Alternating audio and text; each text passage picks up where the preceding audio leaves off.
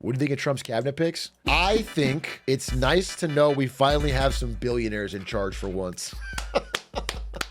That's what I think. I think finally we get some rich people in office instead of brokies calling everything. It is, I believe, one of, if not the wealthiest cabinet ever. Highest percentage of billionaires. There's like, what is it? Like, I'm not kidding. It's like 14 out of 18 billionaires or something like that. It's absurd. So that's good. It's good we'll have success. We're gonna have success at the top. Yeah, I'm not super positive on it. Even the guy that I like, quote unquote, liked, I thought his hearing was pretty bad. Bessent, who I think, again, is the best choice that Trump would have picked. I still agree with that. And I think he's gonna prevent us from doing something absurdly stupid. I think he just had zero tolerance for the idea that we could ever raise the minimum wage or raise taxes on rich people. And again, part of it is he has to like say what he has to say to get confirmed, and I get it, but man, it's just disappointing. Because I've heard him speak outside of this whole, like he's definitely shifted his tune a bit. I've heard him speak like years ago as a private citizen, and he had, you know, more intelligent things to say about government spending. Hey, big A, did you see Bessent is open to a U.S. sovereign wealth fund? Maybe I'm pessimistic, but it sounds like another scheme to buoy asset prices. Do you think it has merit? I did see this. I watched the whole Scott Bessent grilling. If you guys don't know, Scott Bessent is the Trump pick for Treasury Secretary, and all the nominations have been going through the grilling process. One part stood out to me that I think is worth talking about. Listen, I like Scott Bessent. Of all the options that could have got picked, he's 800 million times better than Howard Lutnick. Howard suck dick, but not in a homophobic way. in like I'm pro-gay but anti-Howard Lutnick kind of way. Do you know what I'm saying? LGBTQ people, please clap and say I'm an ally right now just to cover. Where's this video? Dude, so look, I'll summarize just real quick. Mr. Warnock here is saying, hey, back with the Bush tax cuts, we let them expire, basically meaning taxes go up on rich people over 400K. We did this bipartisanly back in the day. It helped raise more money for the Treasury to close our deficit. Basically, so we're not printing so much money. All right, he says that. He also quotes the guy he's talking to, Bessent. Then he says, would you be willing to do this again for the Donald Trump tax cuts? Senator Warnock, I do not. I believe that you would capture an inordinate amount of small business people. So Bessent says at 400K, if you raise taxes, you're going to get a lot of small business owners. It's not cool. Who largely are in that cohort of 400,000 to a million. So you wouldn't cut it off at 400,000. What about $1 million? And then he's like, all right, well, what about $1 million? Again, I believe these are small business. And then Scott Bessent's like, well, these are still small business owners. They're like maybe more successful small business owners, but. As I said before, Wall Street's done great. It is time for Main Street to do well. And small businesses need to drive what I call the reprivatization here away from this government spending. I agree that it's Main Street's time. I'm from Atlanta, so I'll say Peachtree and some other locations in my state. What about those making more than 10 million? All right, then he goes 10 million. Can we at least raise taxes on people above 10 million? Would we reduce the deficit by extending those tax cuts for folks making about $10 million? So again, I think it's important that we put in incentives for them to invest. So going back to the 100% depreciation for equipment. So and then he cuts him off and he's like, all right, what about $1 billion?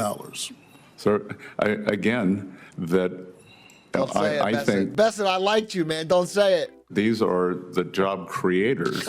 So there's no income level for which you would support raising taxes. Is that fair? There is no income level that I don't think we should continue. Yeah. Listen, this guy's still at least not a idiot. I wish he agreed with me on taxes, but compared to Howard Lutnick, this guy, I swear to God, is night and day better. But man, this was disappointing. Disappointing answer. What about trillionaires? Trillionaires create jobs for the billionaires. You can't tax a trillionaire. What are you talking about? He also said, by the way, I know I'm literally flipping around, and he said specifically, failure to extend these tax cuts will trigger economic calamity.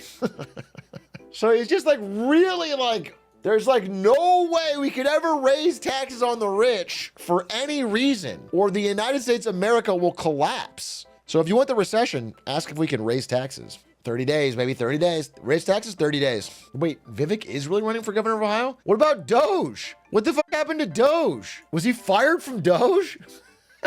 Well, I said in predictions, Doge is not going to do a damn thing, not one thing. Doge is a complete joke. It's a complete joke. It was entirely for hype. They're not going to cut anything.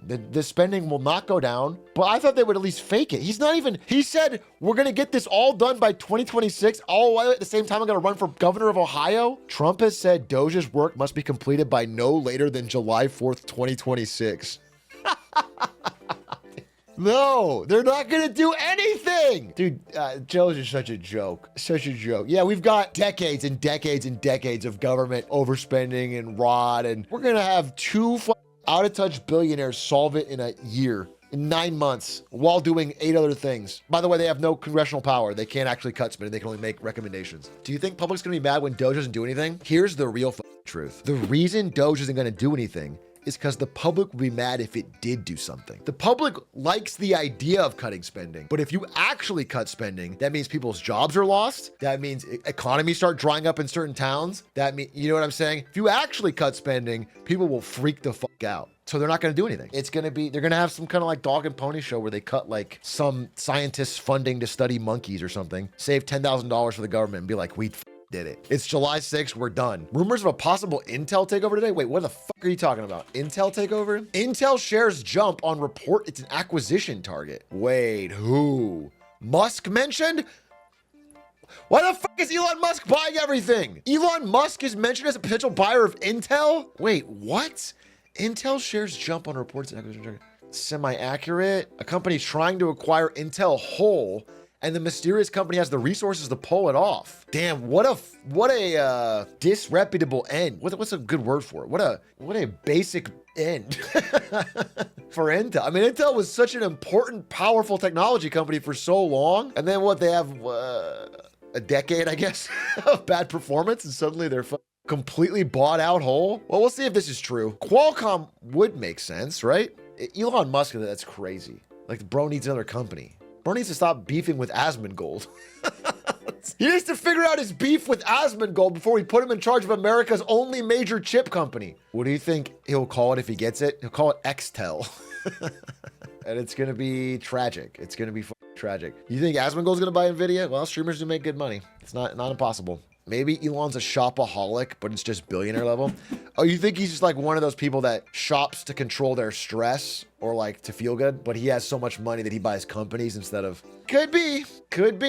He does love buying things. FTC is suing PepsiCo. I saw this. I was going to tweet at Lena Khan and show myself pouring a Pepsi in the trash and say something like, "For you, my queen," but then I thought that was going to ruin my chance of ever getting to talk to Lena Khan.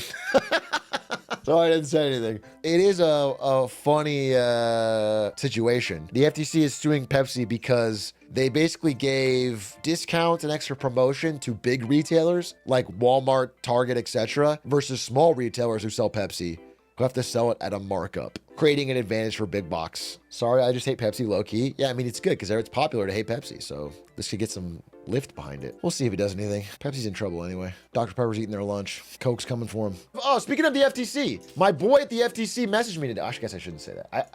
An anonymous source from the FTC messaged me today and sent me some of the stuff they're working on. It's all public. It's not like but and it's cool because he got credited. He got credited for his work on this. Anyway, the FTC, on their way out, are taking a serious look at the relationship between big cloud service providers like Amazon, Google, Microsoft, and the big AI companies like OpenAI and Anthropic. Basically saying, hey, this seems kind of weird. It seems like there's a huge advantage to having a cloud company partner with an AI company that makes it so nobody else can compete. And like, if this is going to be the big thing of the future, ideally we want a lot of AI companies and just cloud providers, not them owning a certain one.